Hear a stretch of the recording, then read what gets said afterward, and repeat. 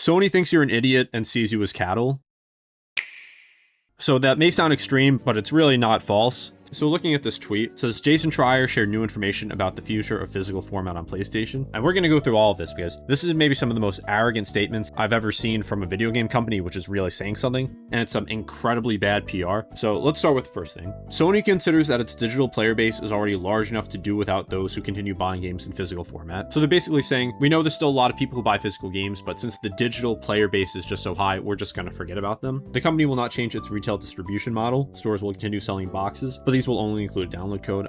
I mean, we already knew that. Here's where it gets interesting though. Currently, when Sony sells a first-party physical game to a retailer, the latter gets around 30% of the sale price. With the 100% digital format, Sony would keep all of those revenues. As a result, the company expects to significantly increase its profit margins. I just want to say real quick, if you like these commentary style videos, be sure to subscribe because I cover a lot of different gaming topics. So I mean, we already knew this, but this is not about shifting trends in the industry or whatever BS excuse Sony used. It's about money. It's not about more people just buying digital games. Like, yeah, it is about more people buying digital games in the sense that that's a lot of their sales at this point and most of their sales. But the real reason is because they want more money out of this. They cut out the middleman. They don't have to worry about people having any agency with their games and lending it to a friend or buying it used. Like if you get a PlayStation game, a PlayStation 6 game, you are getting it through Sony and they are getting 100% of the profits. Or I should say 100% profits on the stores. Like Sony and the publisher of that game are making 100% of the profits with no middleman. Like, yeah, there's still going to be a middleman for like the digital codes in the box, but people aren't really going to care about that. And it's going to cut production costs. So that is the real reason of this. So don't get it twisted that it's because less and less people are buying physical games and they want to save the environment or whatever and they just see it as useless. No, this is why. So next up, Sony would be convinced that over time, most players will end up accepting the transition to a 100% digital ecosystem. The company believes that users will continue supporting PlayStation even without the option to buy physical games. Additionally, they consider that it is not necessary to maintain direct communication with fans about this decision as they trust in the strength of the brand and the loyalty of their community. So that's a lot to talk about. So they're saying, you are stupid, you can't think for yourself, you better accept what we're doing and not think twice about it. Like for people who've bought physical games all their life, who have continued supporting physical games on PlayStation, they're saying that you're going to accept what we're doing. And then the last part I think really just shows how Sony feels about you. That they don't think it's necessary to maintain direct communication with fans. They just trust that the strength of their brand is enough. Like just what an arrogant statement. Like I've had problems with many video game companies. Like I've had problems with Nintendo and I think most people have, but I can't remember them saying anything like this. Like this is legitimately one of the worst things I've ever seen a console manufacturer say, like just completely disregarding their fans and the people who buy their products. Like, yeah, we can complain about Nintendo having like expensive games when the price not be justified, but I feel like for the most part, Nintendo doesn't actively try to disrespect you, and maybe you disagree with me on that, but I really hope people wake up to what is going on here, even if you are someone who buys a lot of digital games. Like this is what they think of you. And I do have to add in that I don't know if this is 100% accurate what is being said here. Like this is just a tweet I've seen on reports, so I don't want to say 100% that this is true, but regardless, this all makes sense. Like as someone who's been a PlayStation fan for a long time, like I've bought many PlayStation games, I've been subscribed to PS Plus for a while, I'm just not getting a PS6 if it's digital only. Would it be different if the console was affordable and they had true exclusives? Like potentially, like if like some of my favorite series are on PlayStation, like if they just made a ton of great exclusives, I would at least consider it. And if it was a like affordable price, but assuming the PS6 is going to be like over $1,000 and all the quote unquote exclusives are going to be on Steam as well. And even if they have any console exclusives, but there'll be like a couple of them. Like I think there's been like 5 like good exclusives for the PS6's entire life cycle. And that may be generous. Like the only one I can think of off the top of my head is Astrobot. Like I have a gaming laptop, like it's not going to run modern AAA games in ultra settings at 120 FPS or whatever, but for now it's good enough to run games. In a couple years, I don't know, but at that point I'll probably just upgrade to PC. So yes, it sucks that PC is pretty much digital only too, but the only thing keeping me on console, or at least on PlayStation, is the physical games. Like PC is objectively better. You don't have to pay for online. You get access to more storefronts. You get cheaper prices for games. You have way more games you can play. You can use any controller you want. You can mod your games. You can get better performance, better graphics. Like it's the objectively better experience. And we're getting to a point where you can get a good PC for probably a similar price to what a PlayStation 6 will be. Like in the past, like to get like a great PC that would run like all like AAA games and ultra settings, 300 FPS, it would cost you like $1,500 to $2,000. And I know that's gone up, but let's say the PS6 cost $1,000, which it might even cost more. Like I'd rather spend a few $100s more to just get a better PC, knowing that then even like 2 years I'll end up just saving money on that. I'm also just going to be demotivated to buy games.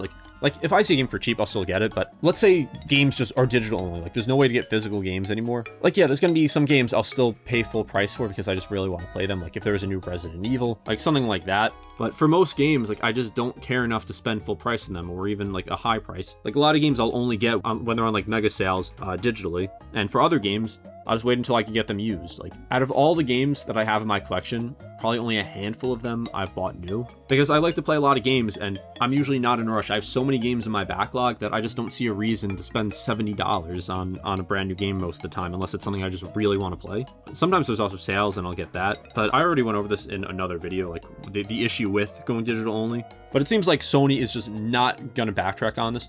I think the only thing that can make them backtrack is if you hurt their bottom line. If the PS6 is just a flop at first, if people aren't buying it and it's because there's no physical games, that's the only thing I could see changing this. Like remember, PlayStation isn't invincible. If we go back to the PS3, which did at the end of the day sell well, like if we go back to the PS3, remember for a long time the Xbox 360 was beating it. Like I don't know about you, as someone who grew up during this era, like where this was the first console generation I was like conscious for, I barely knew anyone with a PS3. Everyone had a 360. Now at the end, the PS3 sold slightly better than the 360, but every other generation it hasn't been close. Like the PS2, of course, the best selling console of all time, like that wasn't even close with the original Xbox. But then the PS3, when it launched, it was too expensive. It was what, $600 when it launched? And back in 2006, that was a lot of money. Like think about how crazy that was. In 2006, it launched for $600, and the PS5, which launched in 2020, launched at $500, and the PS4 launched at $400. So that hurt their bottom line. They ended up having to lower the price, and it took them a long time to recover. And then the PS4 obviously dominated the Xbox One, and then this generation, the PS5, is dominating the Xbox Series X. So Xbox has never actually won against PlayStation. The closest was the 360 against the PS3. And to be fair, Xbox has been shooting themselves in the foot constantly. Like the Xbox One launch was just horrific. It is one of the worst console launches in history, just everything they did. And remember the whole controversy with physical games like only being able to be used by like one person, and then Sony one-upped them by saying like how you lend a game to a friend, and it was literally showing them handing the disc to someone. Like if Xbox was smart, like they would restructure what they're going to do and have physical games on the next Xbox. Like imagine the reveal for the next Xbox console and they say, yes, we will have physical games. Instantly they're winning over millions of gamers,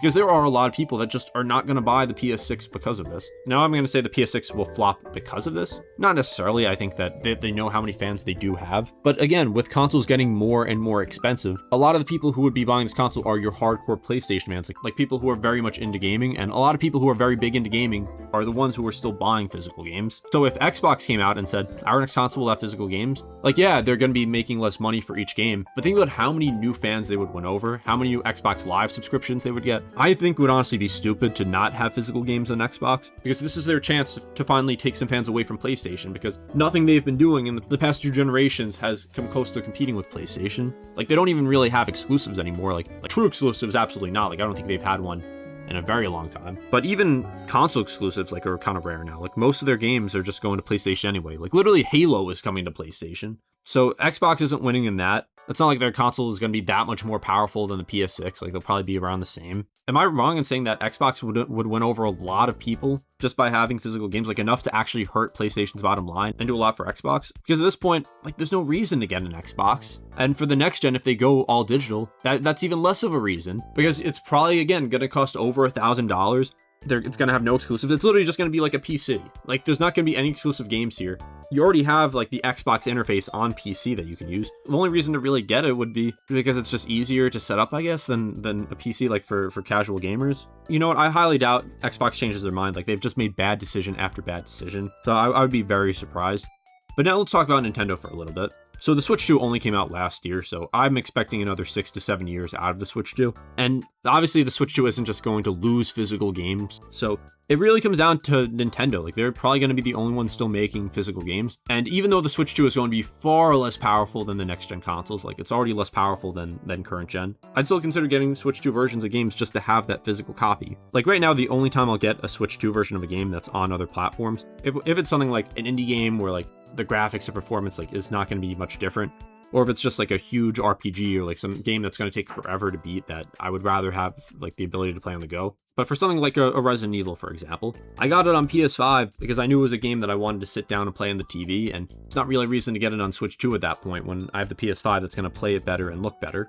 But for example, for whenever the next Resident Evil game comes out, like not Code Veronica, like the next brand new game, like assuming it's on the PS6, if it's on Switch 2 as a physical copy and on PS6 as a digital game, I'll probably just get the Switch 2 copy. I'll be willing to give up the graphical fidelity and some performance to actually be able to own that product. You don't own digital games. You know, with consoles like abandoning disc, I'd love if PC went back to having disc, because there are PC games that were in disc and now it's more just code in a box. Like if there is a physical version of a PC game, it's more often than not code in a box. But imagine like if Steam just wanted to bring that back. I don't think they would. I don't think they have much of a reason to. I think it would maybe help like really convince some people to switch over to PC, but it'll be an option at least, I guess. Like there are still, I guess, games coming out that you can get the disc for on PC. So I know I've went kind of off topic in this video, but just going back to the original tweet here, like, this is what Sony thinks of you. Like, Sony is just looking down on you, and they don't even care at this point. They're just expecting you to buy their console. So I'm usually not one to just promote boycotts just because, like, if a game comes out and is overpriced, I usually don't say boycott this game because it's overpriced. I'll just be like, buy it if you feel like it's worth the price. I'm actively boycotting the PS6 if this is how they're going to treat their consumers. It's not even the fact that they're just going all digital. Like, I'm not going to lie and say that's not